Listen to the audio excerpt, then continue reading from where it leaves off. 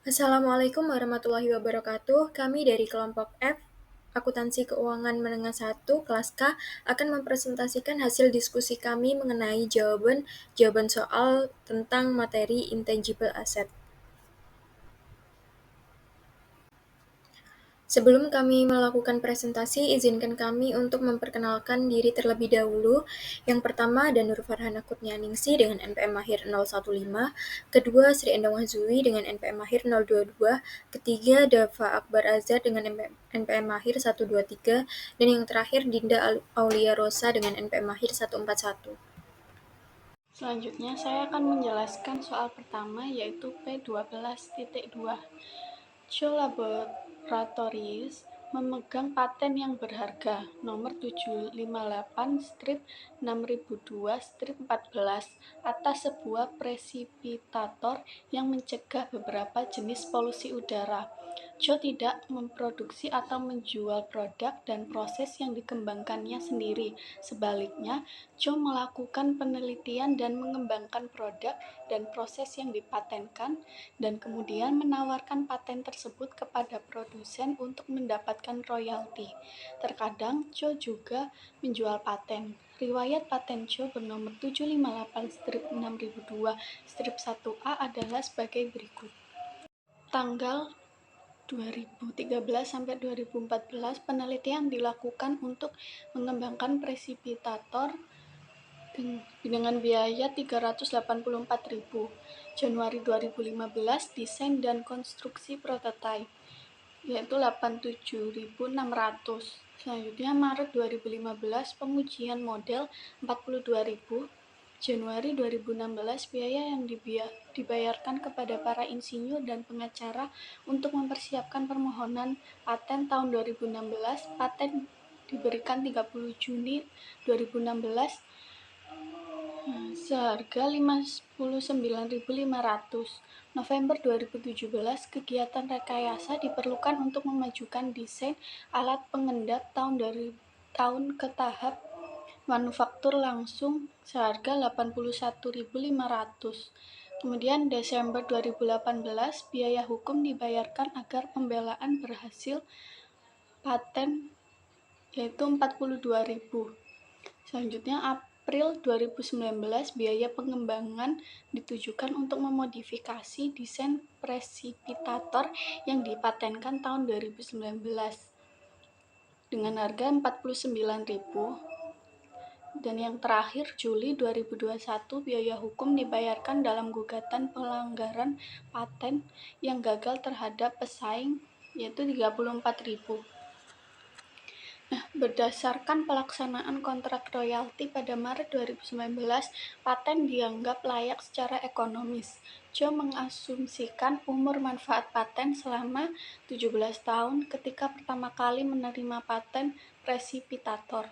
Pada tanggal 1 Januari 2022, Jo merevisi estimasi umur manfaatnya menjadi hanya 5 tahun yang tersisa. Amortisasi dihitung selama setahun penuh jika biaya tersebut terjadi sebelum 1 Juli dan tidak ada amortisasi untuk tahun bersangkutan jika biaya tersebut dikeluarkan setelah 30 Juni. Akhir tahun perusahaan adalah 31 Desember. Jadi instruksinya hitungan nilai tercatat paten nomor 758-6002-1A pada masing-masing tanggal berikut. A 31 Desember 2016, B 31 Desember 2020, C 31 Desember 2023. Selanjutnya jawaban A, biaya untuk paten 30 Juni 2016 seharga 59.500, kemudian amortisasi 2016 dari 59.500 dibagi 17 ditemukan harga 3.500. Jadi nilai tercatat 31 Desember 2016 56.000 dari 59.500 dikurangi 3.500. Selanjutnya jawaban B, nilai tercatat pada 31 Desember 2016 yaitu 56.000. Selanjutnya amortisasi 2016 dari 59.500 dibagi 17 yaitu 3.500. Dan amortisasi 2017 juga 3.500. Jadi 56.000 dikurangi 7.000 sama dengan 49.000. Kemudian ada biaya hukum untuk mempertahankan paten pada Desember 2018 yaitu 42.000. Jadi nilai tercatat pada 31 Desember 2015 ada 91.000 dari 49.000 ditambah 42.000.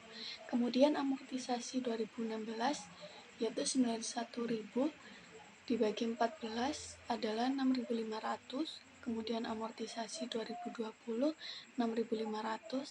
Jadi nilai tercatat 31 Desember 2020 adalah 78.000, yaitu dari 91.000 dikurangi 13.000.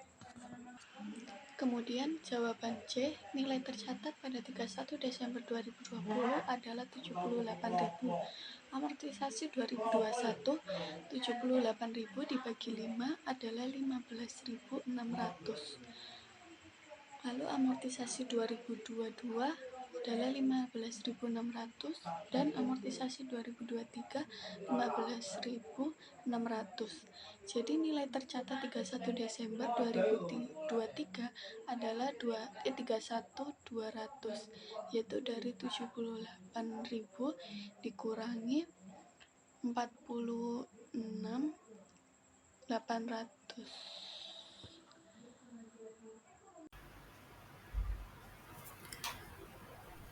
Soal P12.3. Siapkan jadwal yang menunjukkan bagian aset tidak berwujud laporan posisi keuangan Sandro per 31 Desember 2022. Tampilkan perhitungan pendukung dalam bentuk yang baik. Lalu kedua, siapkan jadwal yang menunjukkan semua biaya yang dihasilkan dari transaksi yang ada muncul pada laporan laba rugi Sandro untuk tahun yang berakhir pada tanggal 31 Desember 2022. Tunjukkan perhitungan pendukung dalam bentuk yang baik. Berikut adalah jawaban dari soal P12.3. Di sini ada biaya franchise, biaya yang dikeluarkan sebesar 75.000, uang muka awal yang tidak bisa dikembalikan sebesar 15.000 dolar, nilai sekarang 43.700 dolar, sehingga total biaya didapatkan 58.700 dolar didapat dari uang muka ditambah dengan nilai sekarang. Lalu untuk amortisasinya didapat dari total biaya dibagi dengan umur manfaat. Mohon maaf, ini harusnya 10 tahun bukan 10 dolar, yaitu sebesar 58.700 dibagi dengan 10 tahun sehingga hasilnya 5.870 dolar. Untuk kedua ada transaksi dengan hak paten, yaitu biayanya dikeluarkan 65.000 dengan biaya pendaftaran 17.600. Total biaya dalam biaya yang dikeluarkan oleh Sandro sebesar 17.600. Untuk amortisasi didapat dari total biaya dan umur manfaat 17.600 dolar dibagi dengan 8 tahun sehingga mendapatkan 2.200 dolar.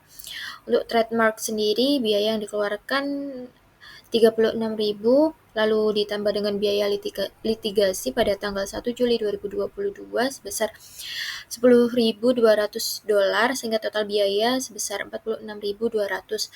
Untuk amortisasi didapat dari total biaya dibagi dengan umur manfaat yaitu 46.200 dolar dibagi dengan 20 tahun sehingga didapatkan hasil 2.310 dolar.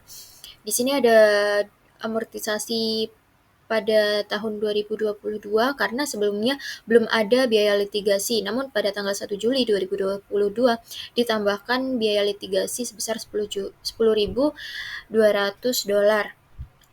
Sehingga untuk Januari sampai Juni 2022 amortisasinya seperti berikut, yaitu 36.000 dibagikan 20 tahun dan dibagi 2 sebesar 900 dolar. Lalu untuk amortisasi yang kedua yaitu 46.200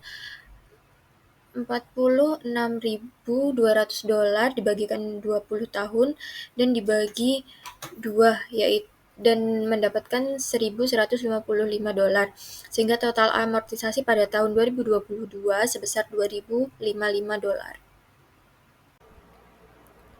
Oke, selanjutnya di sini ada ringkasan aset tak berwujud pada tanggal 31 Desember tahun 2022. Untuk aset franchise-nya biaya 88.700 dengan akumulasi penyusutan 5,870 dengan nilai buku 52,830. Untuk aset paten dengan biaya 17,600, akumulasi penyusutan 2,200, nilai buku 15,400. Untuk trademark dengan biaya 46.200, akumulasi penyusutan 6,150, nilai buku 40,095. Untuk total biaya 122,500, untuk total akumulasi penyusutan 14,175, dan untuk total nilai buku 108,325. Oke, selanjutnya ada ringkasan biaya pada laporan laba rugi untuk tahun 2022. Untuk biaya amortasi dengan jumlah 10,125, biaya R&D dengan jumlah 65, untuk jenis biaya royalti dengan jumlah 45, dan untuk total biaya dengan jumlah 120,125. Pada perusahaan gudang Uyah, apakah hal tersebut menguntungkan atau malah? Lalu untuk mencari jawabannya, yang dilakukan pertama adalah mencari beban penyusutannya. Caranya adalah 45 miliar dibagi 5 tahun, hasilnya 9 miliar. Lalu amortisasi per tahunnya berapa? Amortisasi per tahunnya untuk tahun 2020 sampai 2024 sama sebesar 9 miliar karena menggunakan metode garis lurus. Lalu untuk berapa akumulasi pada tahun 1 Januari 2022, hasilnya adalah 18 miliar karena yang dihitung hanya tahun 2020 sama 2021. Lalu untuk nilai bukunya pada 1 Januari 2022 adalah sebesar 27 miliar. Lalu untuk yang keempat, jika perusahaan Gajah Lama menjual hak patennya kepada perusahaan Gudang Uyah, maka perusahaan Gajah Lama mengalami keuntungan sebesar 18 miliar. Oke, baik. Presentasi dari kami, apabila ada salah kata mohon dimaafkan. Wassalamualaikum warahmatullahi wabarakatuh.